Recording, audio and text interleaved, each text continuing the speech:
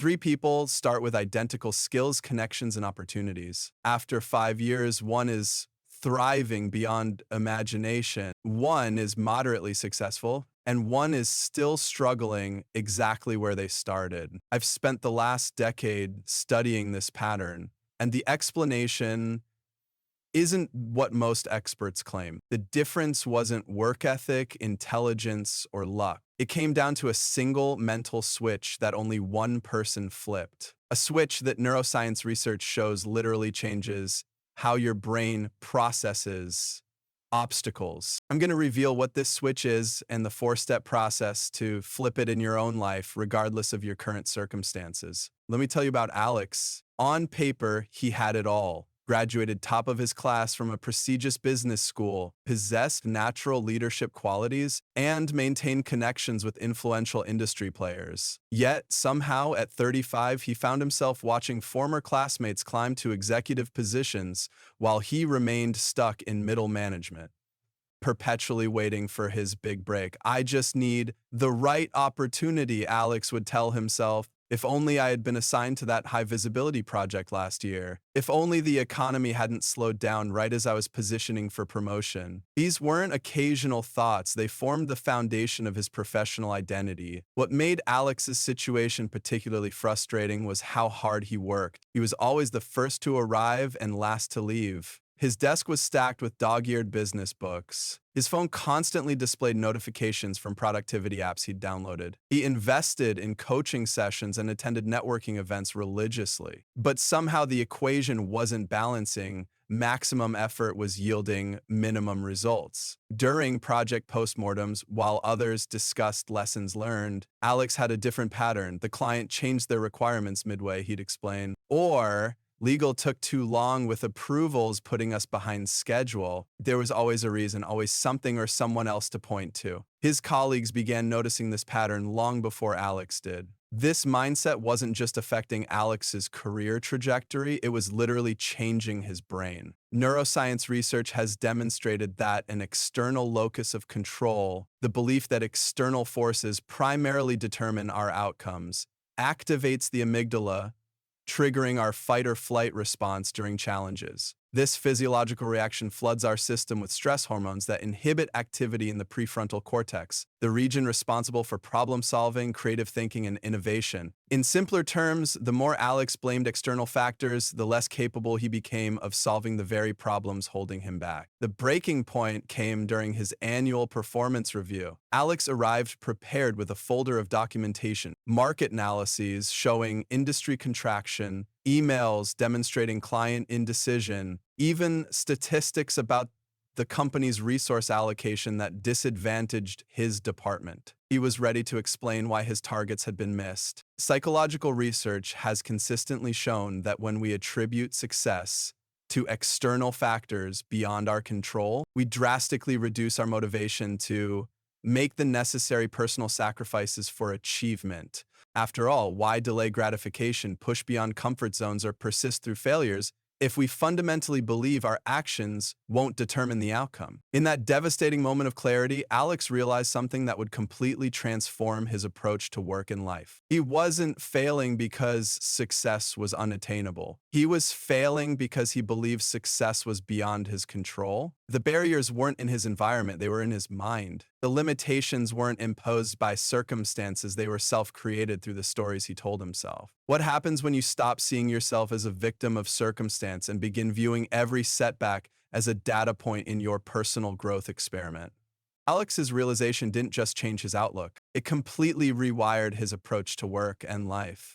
His sudden moment of clarity wasn't just intellectual. It was visceral, like discovering you've been driving with the emergency brake on for years. Alex decided to put this new mindset to the test. He committed to a radical 30-day total responsibility experiment, a period where he would act as if 100% of his outcomes were within his control, even when logic and conventional wisdom suggested otherwise. No more blaming market conditions, resource constraints, or difficult colleagues. For 1 month, he would operate from the premise that he could influence any situation. Initially, this approach felt painfully unnatural. Why should he take full responsibility when a client canceled a meeting at the last minute?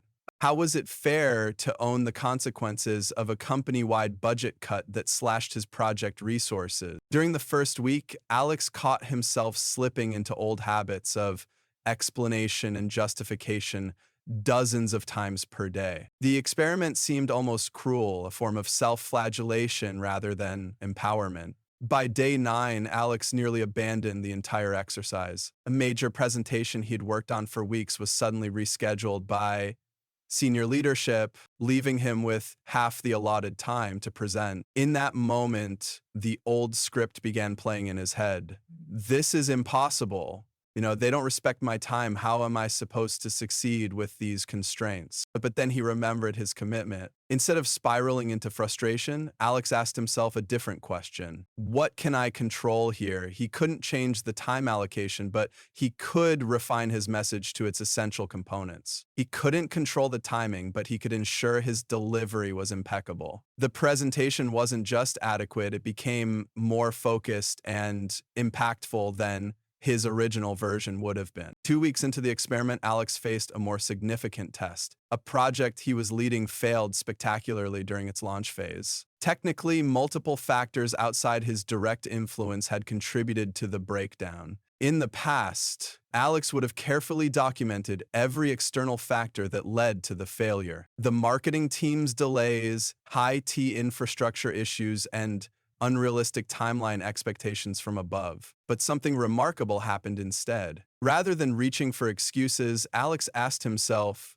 what can I learn from this that I can apply next time? This simple reframing transformed his relationship with failure. The project breakdown wasn't a referendum on his capabilities or proof that success was impossible. It was simply data, information he could use to improve his approach moving forward. As the experiment continued, Alex began identifying specific success factors entirely within his control. He couldn't dictate how quickly others responded to his emails, but he could improve his communication clarity to reduce back and forth exchanges. He couldn't force his team members to produce perfect work, but he could set clearer expectations and provide better feedback. He couldn't eliminate every potential obstacle, but he could build contingency plans for the most likely challenges. Rather than waiting for ideal conditions, Alex began creating small daily experiments. When a colleague seemed resistant to his ideas, instead of labeling them as difficult, he tested different communication approaches. When resource constraints threatened project timelines, he experimented with creative workarounds rather than accepting delay as inevitable. Each day became a laboratory for testing what was possible when he focused exclusively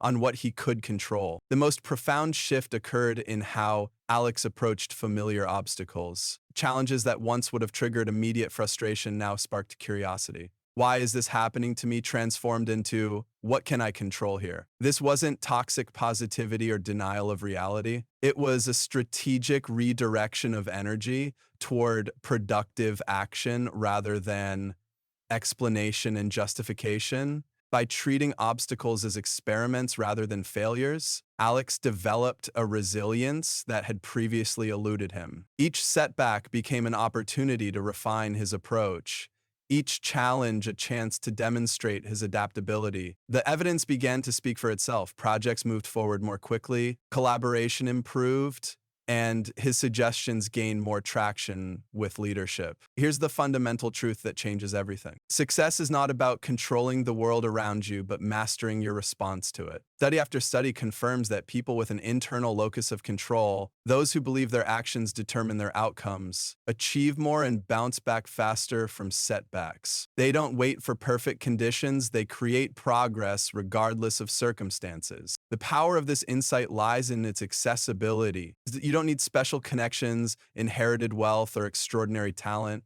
The only thing standing between you and your potential is the belief that external forces determine your fate. What's truly revolutionary is recognizing that while you can't control every circumstance, you absolutely control how you interpret and respond to them. Tonight, look at what you're blaming for your stalled progress. That difficult boss, limited resources, market conditions. Now ask yourself, what if I treated this obstacle not as a barrier, but as a laboratory for growth? What experiment could I run tomorrow that puts me back in the driver's seat. Your answer might just be the first step toward the success you've been waiting for.